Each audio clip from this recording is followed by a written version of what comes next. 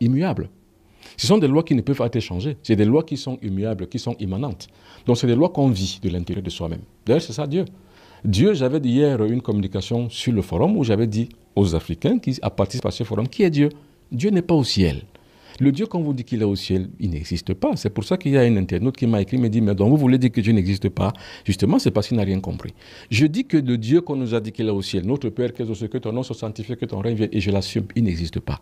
Parce qu'en l'an 1, on l'avait créé, il était question qu'on crée un Dieu, parce qu'on voulait faire les conquêtes terriennes d'outre-mer. On a donc créé un Dieu, parce que quand on veut dompter un peuple, on lui donne un Dieu. Il fallait donc qu'on crée un Dieu qu'on appelle Jéhovah, pour qu'on le donne maintenant au peuple négro-africain, pour pouvoir le dompter. C'est comme ça que ça s'est passé. Celui-là n'est pas bon, il n'existe pas. Donc n'y croyez pas. C'est pour ça que j'ai dit aux négro-africains, sortez des églises. Parce qu'on vous parle du même Dieu. Et l'église qui vous parle du même Dieu vient de chez ceux qui ont créé ce Dieu-là. Il y a des lois de la nature. Quand vous les connaissez, vous connaissez Dieu. Or, celui qu'on vous a dit qu'il est au ciel, vous ne le connaissez pas, vous y croyez simplement. Or, sortez donc de la croyance, entrez dans la connaissance. C'est la connaissance qui vous libérera. Et quand vous êtes dans la connaissance, je vous y aide. Je vous parle aujourd'hui en conclusion des 7 lois de la nature. J'en parle tout le temps. Pour que vous compreniez que pour le négro-africain, c'est ça Dieu. C'est dans la nature. La première loi, c'est la loi du mental. Ça veut dire que tout ce que vous voyez, tout ce que vous voulez faire, visualisez-le, vous voyez que c'est déjà fait, vous le faites, mentalement vous l'avez fait. La deuxième, c'est la correspondance, c'est l'amour. Il faut aimer son prochain. Les Africains ne s'aiment pas. Pas du tout. Mais la preuve est là, allez à l'hôpital, vous n'avez pas l'argent, vous allez mourir, Madame Ketcha. C'est les Africains qui vous regarderont mourir. Ce n'est pas l'amour, ça. Donc la deuxième loi de la correspondance, les Africains ne l'observent pas. Ni la première d'ailleurs. Les Africains attendent toujours qu'il y a un Dieu qui est au ciel qui va les aider.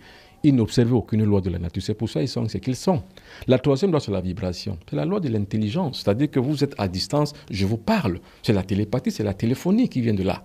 C'est la troisième loi de la vibration. Vous vibrez au même diapason avec les autres. C'est ce que les Juifs font. Ils vibrent tous au même diapason.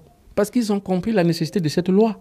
Et c'est pour ça que attaquez-vous à un seul Juif. C'est toute la meute et la cohorte juive qui va se ruer vers vous. Les abeilles ont aussi la même politique.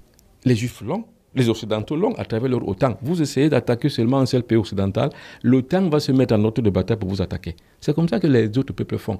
Mais les Africains attendent assis en contemplation vis-à-vis d'un Dieu distant et lointain, qui ne les écoute même pas.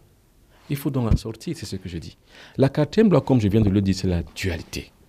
Tout ce que vous faites, Madame Ketcha, il y a un pour, il y a un contre. Vérifiez toujours ce qui est positif et ce qui est négatif. Et en cela, donc, vous allez réussir. La cinquième loi, c'est la loi du temps.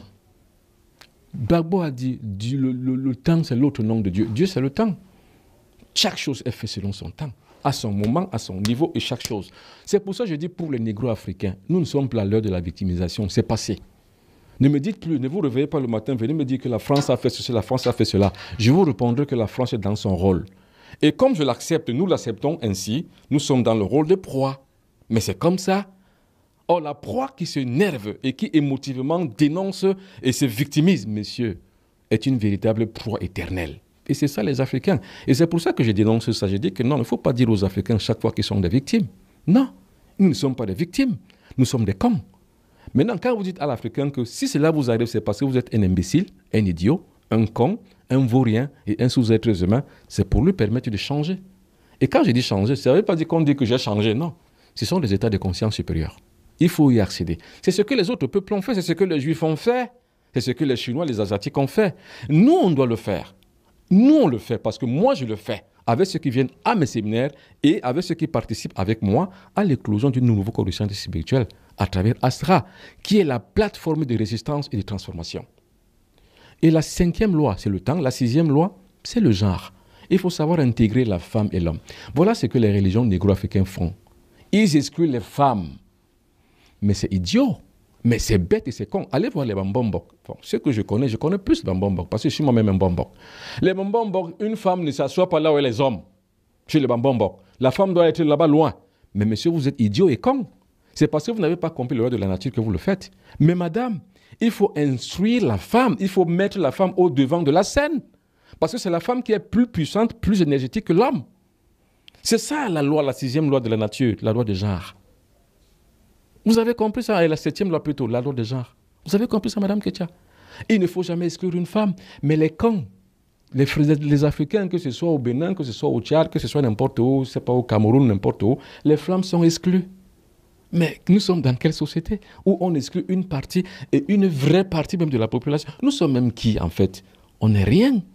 Parce qu'on ne connaît pas les lois de la nature. La loi des genres, Madame Ketia. Vous me regardez, vous êtes une femme. Je ne sais pas si vous le savez.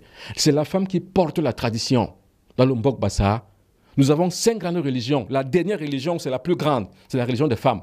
La première religion, c'est la religion Ndjangumba. La deuxième, c'est le Loum. La troisième, c'est le Ngé. La quatrième, c'est le Mbok. Et la cinquième, c'est le corps.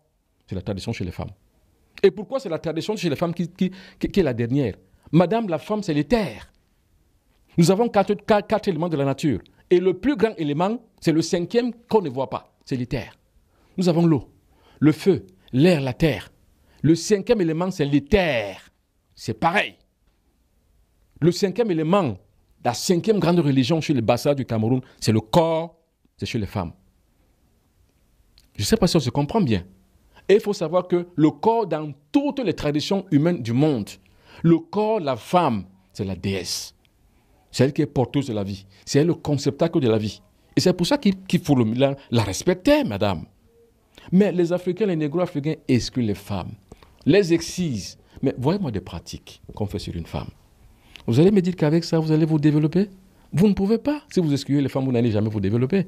C'est la femme qui est la résistance. Allez en France, c'est Jeanne d'Arc qui est la figure de proue de la résistance française. C'est Jeanne d'Arc. C'est Jeanne d'Arc. Le plus grand, ce n'est pas De Gaulle. C'est Jeanne d'Arc. Et qui était Jeanne d'Arc? Une femme, madame, avec 2 seins et un sexe féminin. Donc les Africains doivent donc comprendre donc ce jeu de la nature afin de comprendre où ils sont. Aujourd'hui, on ne maîtrise rien. Parce que la religion est venue tout basculer, tout bousculer, tout changer. Il y a des énergumènes qui vont venir dire que ouais, c'est normal qu'on sache que oui, la France, oui, non. La France n'a rien fait. La France est dans son rôle de prédateur et vous, vous êtes dans votre rôle de proie. Mais si vous voulez changer, commencez à combattre dès maintenant. Et le meilleur outil, c'est la transformation de la conscience.